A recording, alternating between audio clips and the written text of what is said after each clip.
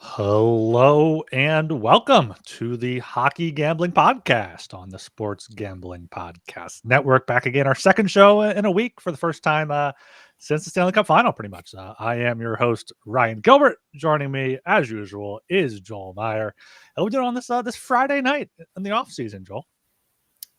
Our podcasting schedule here is forcing me back into hockey mode. 2 in a week. It's been probably since end of June, early July, since we've had twice in a week. Yeah, I'm doing okay. A bit tired, but it's going to be a good weekend. We got a lot of stuff going on, of course. First full slate of games in the Premier League. We already had one today. Liverpool beating Bournemouth 4-2. And we have a big UFC card tomorrow night. We get the BC Lions. I'll be at the bar catching all that. So excited for the weekend. Past couple of days, more audiobooks. Once again, not really doing a lot of sports podcasts at the moment. But so yeah, I just almost finished a book 21 hours long in 2 days, so that just shows how do you listen on 1x speed, or do you ever try to go 2x on that, or 1.5? Not this one, because he speaks and this guy's really good, the narrator or whatever you call it. Yeah, that's right, the narrator. He uses like different accents for every character, and they're all Russian, right? So the show or the book is about nuclear holocaust, and everybody is forced into the Metro Underground in Moscow. Like apparently those are the only survivors, and he's really good. Like he does like a different accent for every single character. So like 30, 40 guys, he has different accents for all of them. So he's really good at that. So, but it's hard to understand at anything more than one time speed. So I didn't do that for this one. Yeah, no, you can't be rushing through something like that. It's very good. long audio book like that. Yeah, it's a really cool book though. Like the Russians are, how philosophical they are. Like even like a sci-fi kind of post-apocalyptic book, they still find a way to make things existential and philosophical alike. And yeah, it's pretty cool premise. Like all these different parties, different powers have control of these stations. So you got like the fascists, like these neo-Nazis, they have a few stations. There's the Red Line faction, or a bunch of like neo-Stalinists, they have a bunch of stations. Then the most powerful one are like the capitalists, and there's another one just like religious freaks, and on and on and on. It's really cool.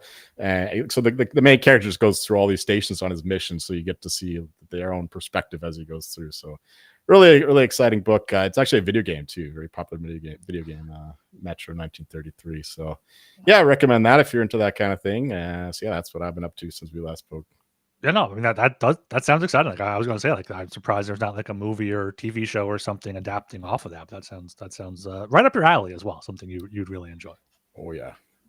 And like the radiation has turned all these people who lived up, or they did live. They guess got transformed into like these mutants. So that's like the existential threat for the Metro. But yeah, so it's pretty damn cool. Like there's some fucking pterodactyl things like lurking about, and yeah, I'm kind of interested in the video. I'm not a video gamer, but if anything, I would try this one out. Yeah, I don't take you as much of a video gamer, especially maybe as a kid. I could see teenage Joel going at it, but World War II games is basically all I played exclusively. That definitely tracks there. Definitely tracks. Yeah, I haven't really done anything over the past 2 nights. Went to an open mic last night just to check it out. It was okay. You know, some songs, some poetry, some essays. It was fine. You know, cool vibe enough, I guess, in this like record bar.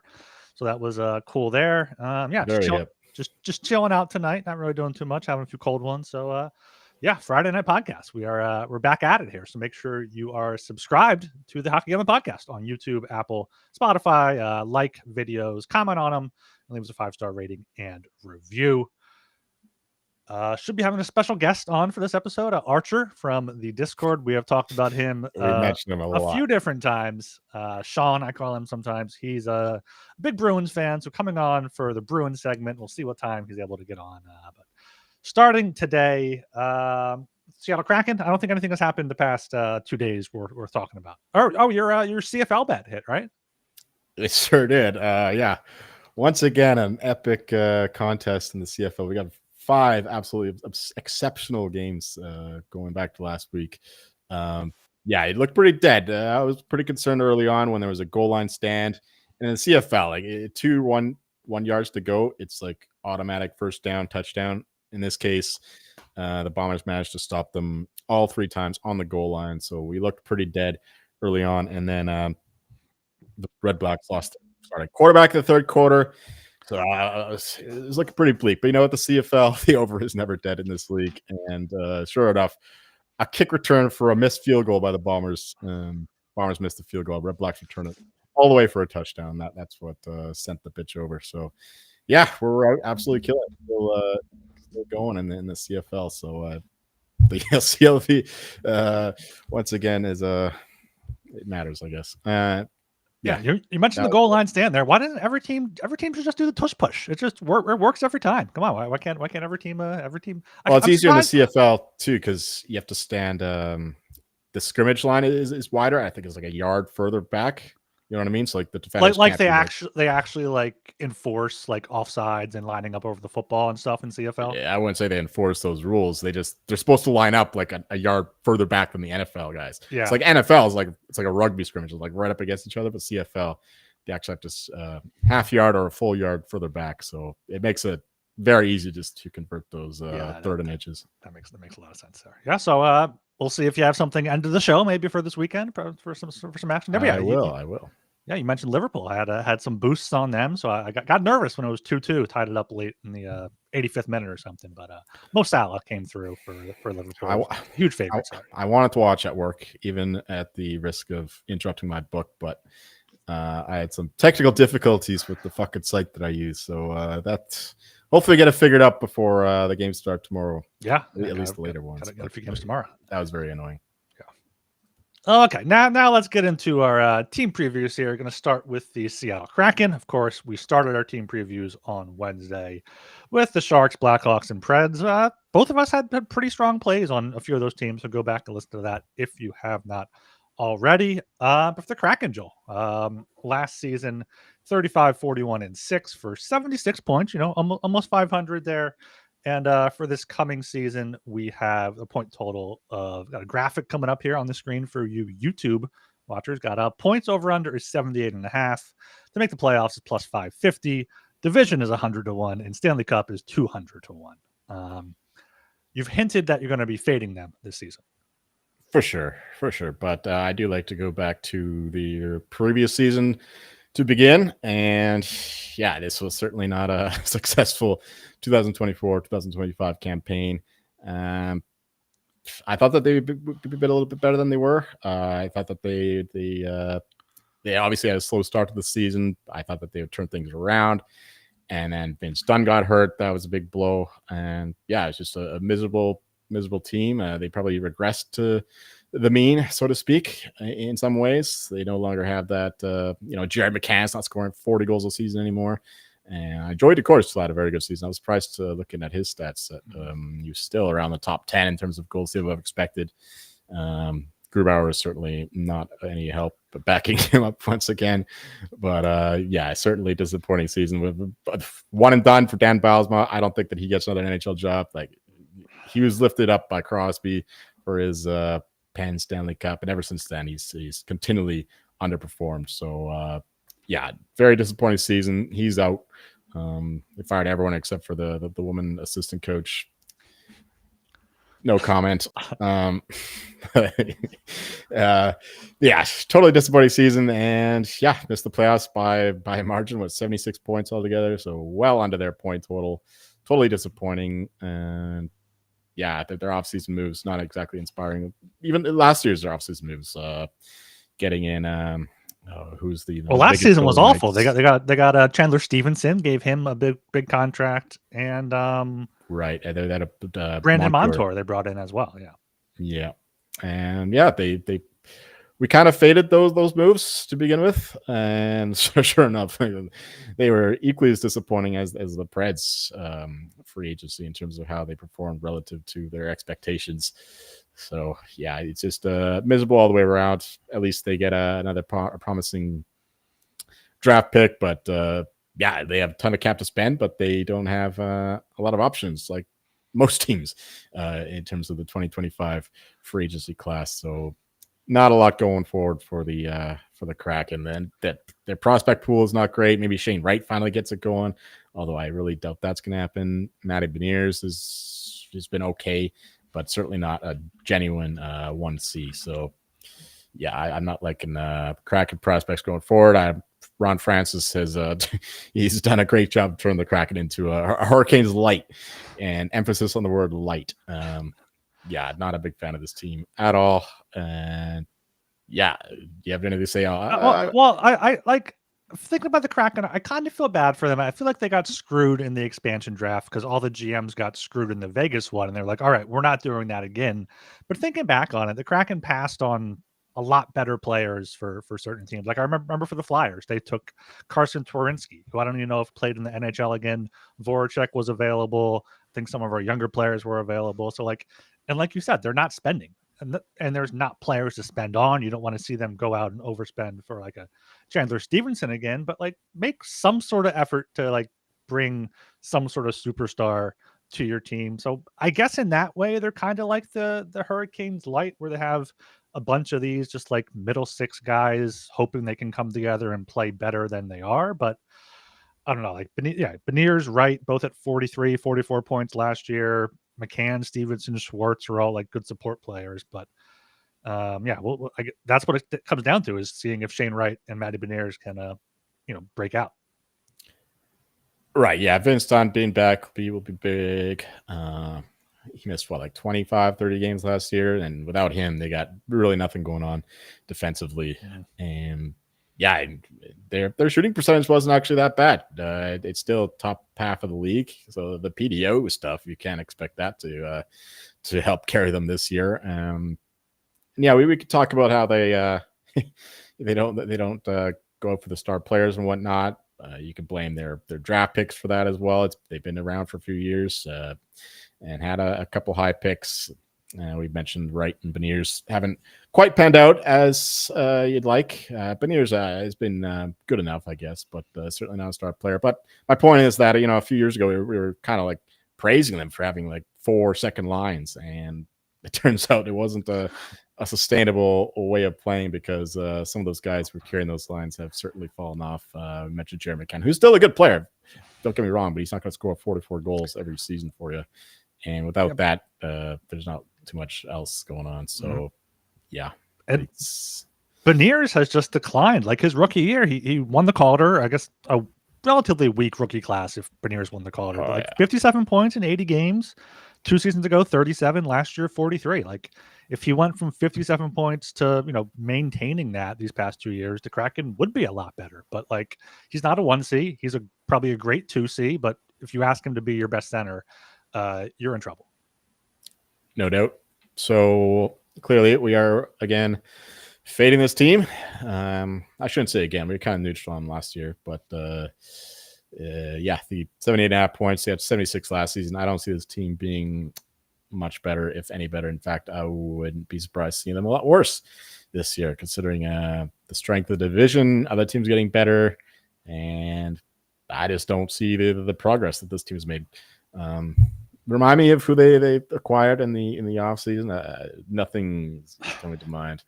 Offseason here, as of July 15th, key additions: Mason Marchment, Frederick Gaudreau, Ryan Lindgren, and Matt Murray. Okay. Key subtractions: Andre Burakovsky, Michael Esamont, Joe Veleno, and Alice Stezka. And they brought in Lane Lambert as their new head coach. Right. Yeah, I'm not a huge fan of the coaching hire. I mean, we've only seen him for a minute in New York, for the Islanders, that is. Yeah, it's just not an inspiring hire. I wasn't a fan of the Dan Bilesma hire either. And yeah, Mason Marchment, that's like the epitome of another second liner kind of guy. So that's your big addition. Yeah, I just can't see the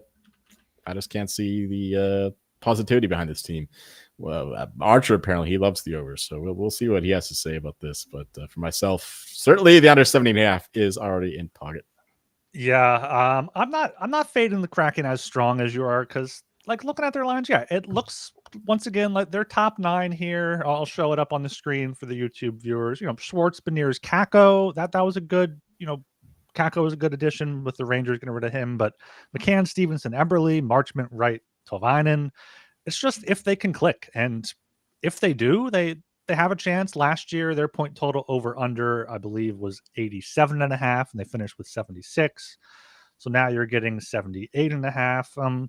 So I understand why you're going under. I can't really argue against it too much, but I don't know if I'm going to be too strong with it. I think for their case, they just really need to lean more to Joey Daccord because last year he had 55 starts and Grubauer had 26, but they both had the same number of really bad starts, which is a save percentage below 850 in a single start. So got to ride Daccord. Hope he keeps that up, but I'm not really strong one way or the other on the Kraken, but I would purple drank to the under. Purple drank to the under. Purple drank to the under. I get it. Do you have a best bet then here for the Kraken?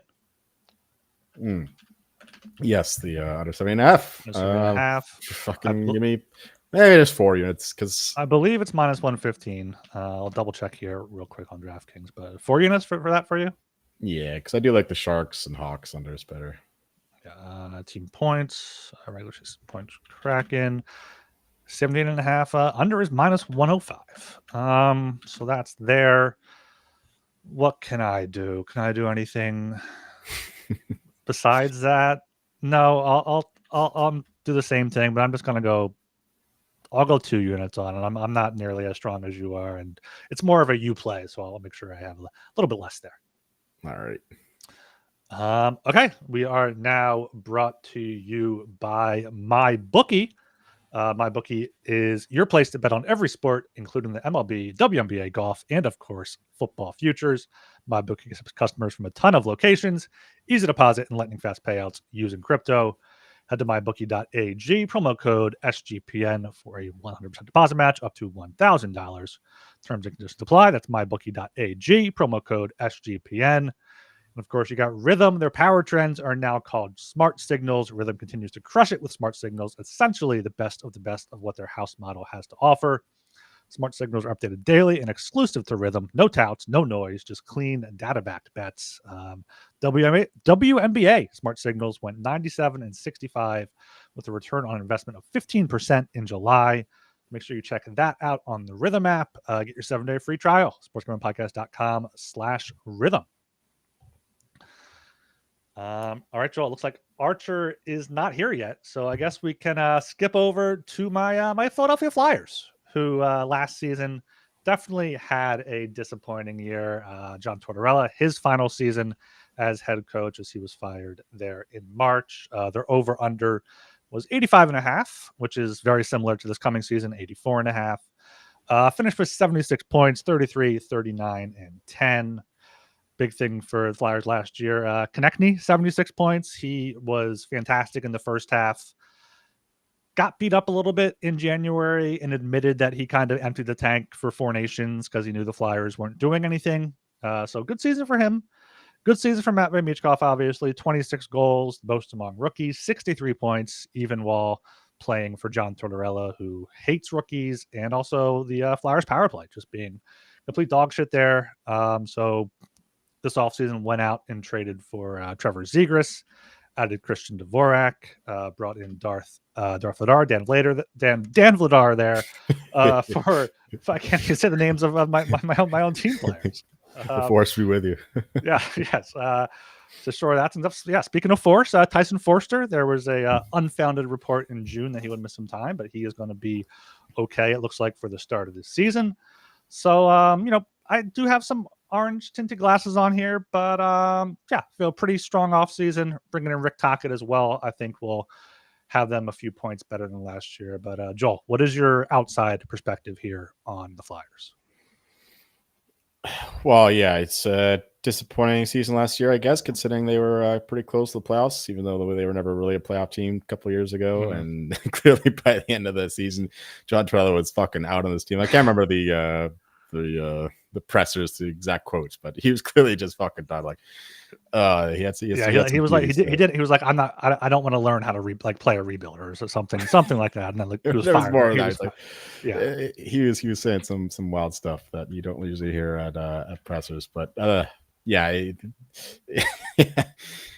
clearly wasn't the right guy to begin with in terms of player rebuild, whatever. Even though he was well, he fits the Philly mold for sure, the Philly culture, the tough guy stuff. But in terms of a long rebuild, he's right about that. Yeah, Michkov, I guess he fit the bill more or less. He didn't really exceed expectations, but he didn't underperform either. He was good enough for sure in his rookie season, especially because he could barely speak the language. Yeah, it's I don't know, average season last year, but they do get another decent draft pick.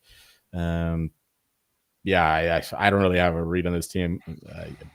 I'm not looking to back them. If anything, I would take the under 84.5. But you mentioned Rick Tocchet, and I know that he really gets a team going. There'll be some continuity too with Tortorella being a similar kind of coach. So there will definitely be a link there. And we've seen how Rick Tocchet is able to get a lot of success in short order. So that'd be my worry there. So I'm staying away. But I guess I do have to make a bet. So no, I mean we're not done on the segment yet. You don't have to make a bet yet. We can make a bet after. Right. And I'll change my mind in 2 minutes. Yeah, our special guest just showed up, so we have to get his thoughts here on the Flyers. Let's welcome in Sean here, Archer from the Discord. How we doing? How you doing, bud?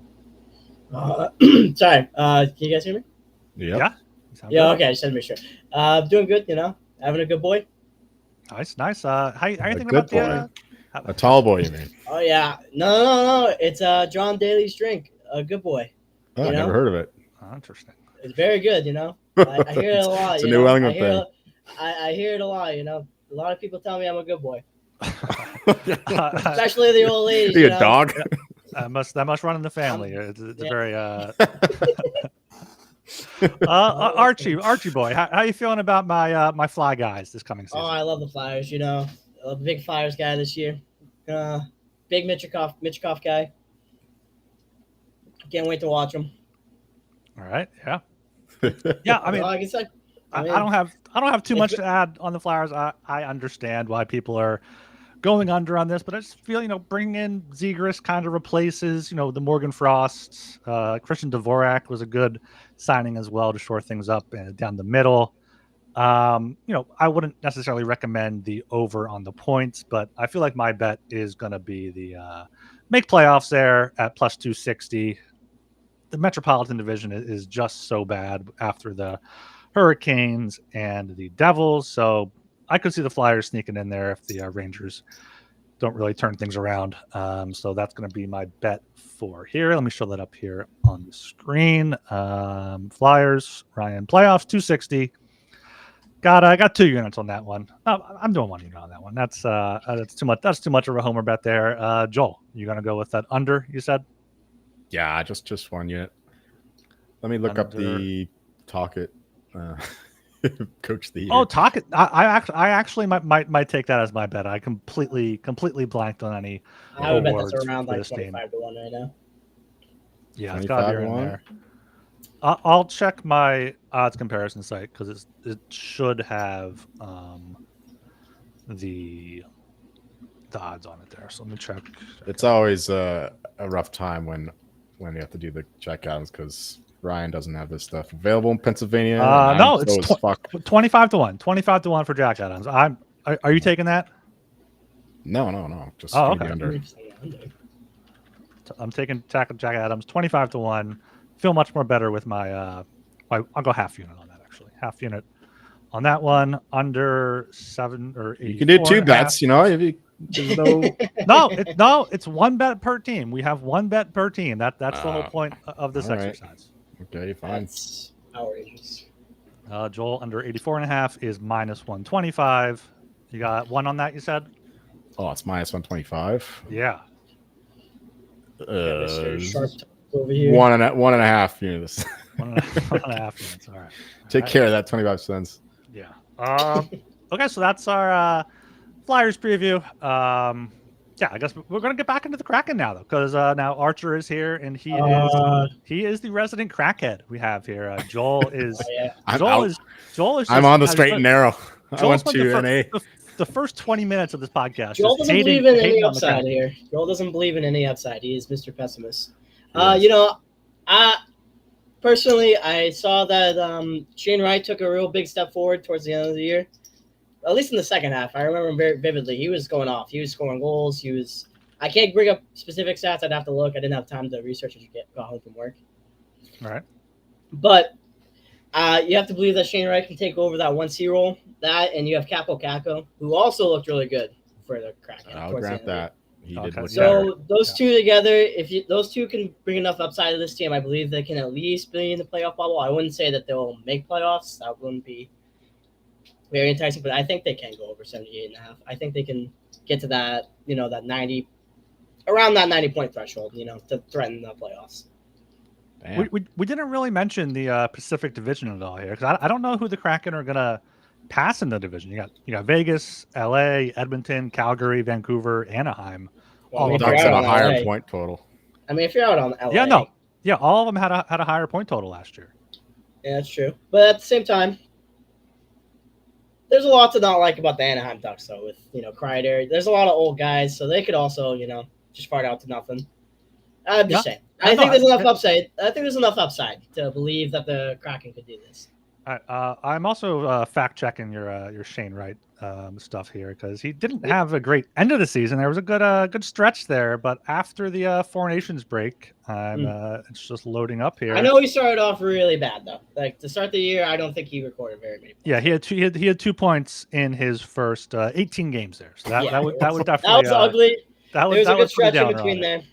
He had some good stretches. I just wonder if he'll get a chance to be the 1C there, because I don't think Seattle likes him very much. I don't know if that was Dan Bilesma or what have you, or if he was just. I mean, he's the one that stared down the Canadians at the draft, right? So maybe he's just like a piss baby. Who knows? Matty Beniers seems more like a Lane Lambert guy, but maybe that's just because I only know Lane Lambert with the Islanders, and they're all a bunch of Matty Beniers. Yeah, exactly. Yeah, I was going to say, you can kind of squint and see Matty Beniers and Matty Barzell. That's a stretch. I'm saying looks wise. I'm saying looks wise. They're both small. They both got big ass bushy eyebrows. Matty Barzell is way better looking, dude. Yes, no, absolutely. Okay. Matty Beniers is ugly as fuck. That's why you got to squint. You squint and you stretch out Matty Barzell's handsome face, and you get Matty Beniers with those caterpillar eyebrows. Those eyebrows. Yeah. So Archer is anti-crack, or no, pro-crack. Joel is anti-crack. They have a little side bet here and there. Say no to drugs. Yes, that's always been Joel's model, as long as I've known him at the very least. Oh yeah, I've never known Joel to take an illegal substance before. Yeah, no, definitely not. Everything's legal in BC, man. Come on. Yeah. Nothing's legal once they legalize everything. Like decriminalize it, and it's do whatever. Any player awards you guys like for either the Kraken, or I guess more likely the Bruins? Can you guys gotta like Lambert for Jack Adams if he thinks he can make up to 90 points? I don't think you're not going to win the Jack Adams. 50-1, Lane Lambert. Doesn't really happen. Yeah, 50-1 though. I mean, 50-1 when playoffs is plus 550. You said about the upside. That's fine. Yeah, there's just different ways to attack these teams when you like him. Yeah, I'd rather just take Matty Beniers Selke though. I think that's around 100-1 if I'm not mistaken. I don't know if he would have a chance to win it, but I feel like I'm not even seeing Beniers listed here on DraftKings. Maybe there's more players listed on. That's a crazy bet up there. It was a crazy bet because the Kraken and Bruins, not something. Yeah, the Kraken and Bruins are kind of opposites, where the Kraken have the forward depth but no superstar, and the Bruins are full superstar with Pasternak and Swayman in net, and hopefully McAvoy can be healthy, but they have one great player at every position, and then replacement level for the most part. Yeah, a bunch of just guys there. What do you guys think the David Pasternak for Hart Trophy is on DraftKings? Too short. We've been over this, right? It's 15-1. 15-1. Yeah, it's 31-1 on FanDuel. Okay. You got to shop around. I'm not sure what it is over at our friends at MyBookie, but they may have a good price there as well. If you he like the way that he played with the Bruins last year, if there was a Hart guy for non-playoff teams, it'd be David Pasternak. 100%. Oh yeah, No doubt about it. He had like half the fucking points of the Bruins last year. Yeah. If they actually voted like who was the most valuable player and like they were actually in the playoff mix, you can bet on a player to win the Hart and their team to win the Stanley Cup. You can get 1,000 to 1 for Bruins to win the Cup and Pasternak to win the Hart there. So there's that could be I saw that. That's a fun Archie bet there. It's a crazy one. Okay, I don't really think. I guess Norris, McAvoy could be in the mix for that, but I don't know if he puts up enough points at 100 to 1. I put a couple bucks at 500 to 1. Okay, that's at 500 to 1. Yeah, you can't go wrong with that there. I don't think the Kraken really have any awards, guys. Pasternak, Rocket, Richard is 6 to 1, which seems pretty short to bet on anyone at 6 to 1. But it's an option. It's out there. New coach. Wow, we're talking about Bruins yet? Bruins, Yeah, you could do Marco Stern at like 25 to 1 too for Adams, I guess, if you really think they can win the division. Yeah, you could get Sturm. 25, 30 to 1 there could be an option. Yeah, I got a lot more to say about the Bruins, but I thought we'd be leading into there. I thought you were just talking about Kraken. We got off the rails here. We got off the rails. I brought up. We haven't done the Bruins yet. No, I brought up the Bruins way too early. Let's throw this to an ad break then, unless you guys have anything else on the Kraken. No, I'm good. All right. We are brought to you here by the world's greatest sportsbook, Circa Las Vegas. They are hosting the world's biggest pro football contest, Circa Million, Circa Survivor, and Circa Grandissimo, with over $21 million in guaranteed prizes. You can't call yourself a true DGen if you're not competing in the Circa football contest. Come hang out with SGPN at the Circa contest weekend, next weekend, August 21st to 23rd, for an amazing weekend with live shows and open bars. And you can get 15% off a stay at Circa with promo code SGP15. Sign up in Nevada and play from anywhere with the help of SGPN's official proxy. Go to footballcontest.com and use promo code SGP to get $50 off your proxy fees. And of course, Underdog, check out Best Ball Mania, and they also got the Best Puck Classic going on now. $15 million in prizes for Best Ball Mania, including $2 million to first place. No waiver wire, no arguments about trades. Best Ball is the best way to play fantasy sports. Underdog, also a great place to play Pick'em, where you can win up to 500 times your entry. Underdog's got a brand new offer for new customers. Play just $5 and get $50 in bonus funds when you sign up the promo code HGP. All right, now let's get into the Boston Bruins. Very disappointing year for them last year, I would say, but tanked the right way, sold at the deadline, ended up with the fifth worst record there. Had 76 points, 33. 7th overall pick. That's what I'm thinking. 7th overall pick. Yeah, they got that there. Bruins 76 points last year. Archer, take it away. All right. So, let me just take a sip real quick. Typical Boston. Gotta down my sorrows. Gotta get it out of the way. After a disappointing, 2 years ago, losing the Florida Panthers in 7, defeat. Eventually, we had to pay the piper, though, and that's what happened this year.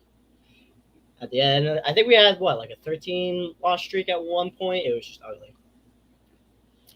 But we're obviously in a retool year because you can't tank too hard when you have David Pastrnak, Charlie McAvoy, Swayman, even Lindholm locked up for, 6-7 years plus at this point.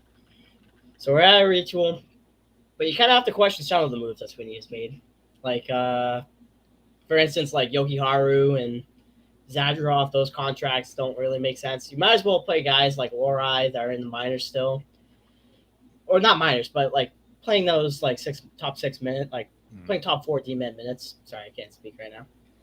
And even like having Matt Petra and even Fabian, what's his name? Don't ask me. It's just he was a good player. Fabian. Isn't it Lixell? I only know it's Fabian. Lixell. Fabian, you mean? Yeah. Fabian Zetterlund? So, like guys like those are like talented, but yeah, we're signing guys like Sean Corrali back. We brought Sean Corrali back. We brought back There's one bad contract in there. I can't think of his name, but he was a trade for like 5 picks from the Lightning, whatever his name is, who just doesn't do anything. He's just a hitter. You know, we're Tanner bringing Jeannot? yeah, there's Janelle. We're bringing in guys like this, and it just doesn't make any sense. Like, I don't know why we don't just play our young guys. I think it's going to be another disappointing year. It's going to be just a retool year. I can't imagine we get. I mean, there's some great prices out there, but it's obvious where we're going.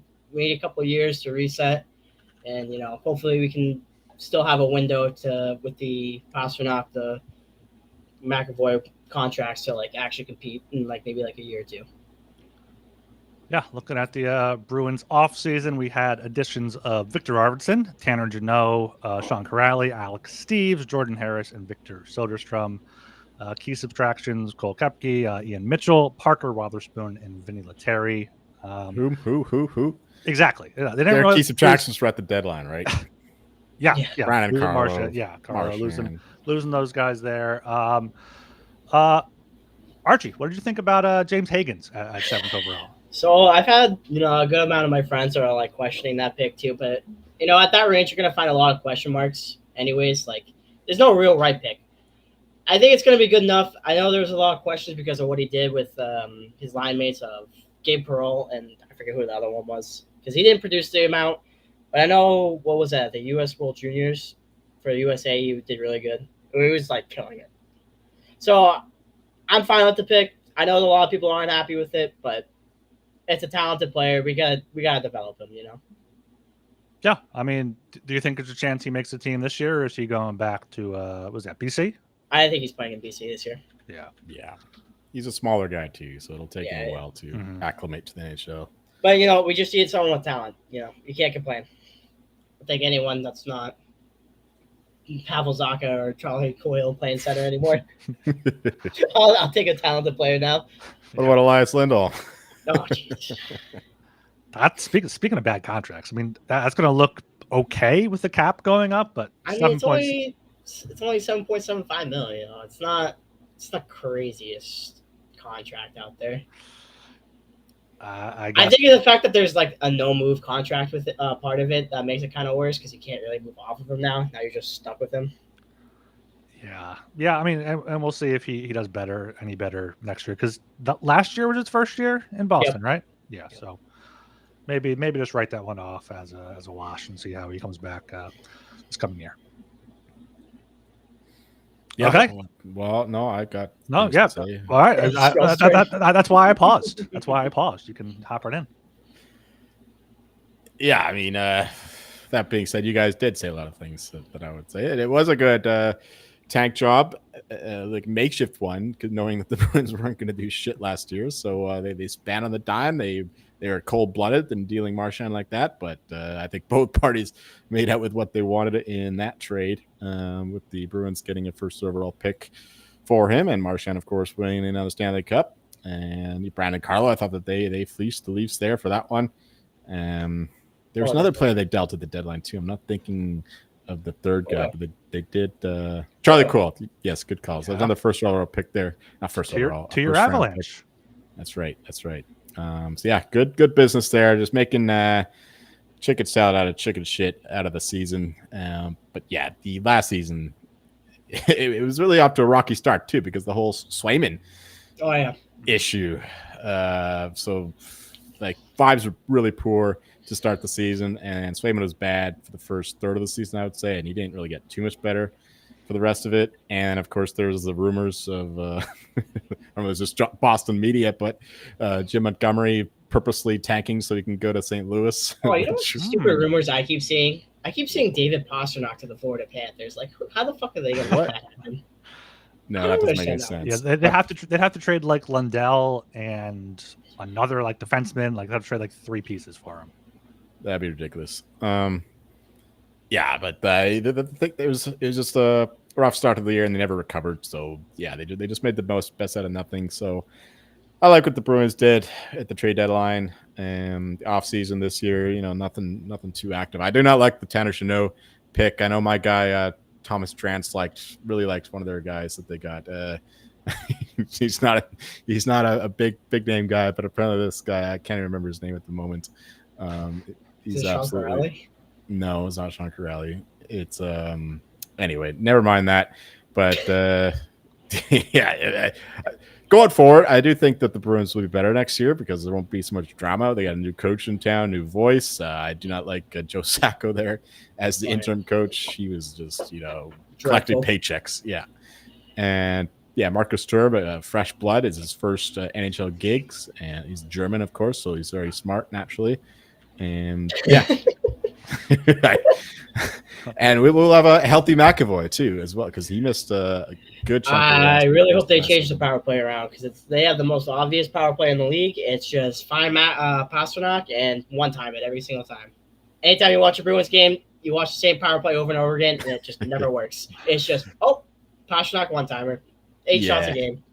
It's ridiculous, especially with the puck moving of Marchand and bothering the goalie and whatnot. Now, yeah, we'll see what the new coaching staff does there.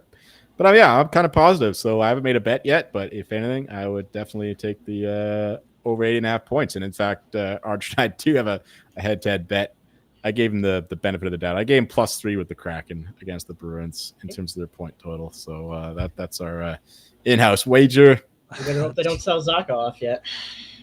For what? That won't be. They're trying to. That's what I've been seeing it since the draft. They're trying to. Must be a pretty low. Everybody's trying to trade. Well, yeah. I'd wait till the trade deadline. We'll see what happens then. I guess it'd be the. Yeah. I don't know. I think that Jeremy Swayman's gonna be a lot better. Like he was a major reason why they won so many games 2-3 years ago. Just last year, it's just terrible start. Big money he got. Naturally, the pressure's on his shoulders, but a full off season, I think he'll be a lot better, and that'll be a big reason why they win some more games this one. You read my mind there. I was going right into here. Do you think Jeremy Swayman has a chance to win the Vezina? We got him here 30-1 at DraftKings, which is what we use, and also at 40-1 at FanDuel and Caesars. I mean, looking at his stats, like I forgot how good he was. I know he split time with Allmark there, but like 920, 916 save percentage is great in today's NHL. Well, once again, you want to look at the Jack Adams for those kinds of things and see how that shakes out, because 30-1 is ridiculous. 40-1, not much better. But yeah, Marco Sturm as a new coach in town, and if the Bruins make the playoffs after having such a miserable season last year, he's certainly going to be on some ballots. And I'm seeing him at he's down the list, 33-1. Okay, I'd much rather have that than Jeremy Swayman, but 100-1 for division. If I had to bet on the upside for the Bruins, that's an outpick, because if you look down the list of the Atlantic teams, there's a lot of decent teams, but is there any like really great team? Obviously the Panthers, but are they going to be motivated to perform at peak level in the regular season? I think that the Lightning should be shorter, but other than that, I don't know. There could be some wild teams that can win the Atlantic. So yeah, if you like the Bruins a lot, I'll just take the division 101, because I don't think that Slayman's going to win the Vezina. They're definitely slated to like win those like high scoring games, like the 3-2, the 3-1 games. Mm-hmm. They're not gonna be winning high scoring games. If they're in those kind of games, they're losing 100% of the time.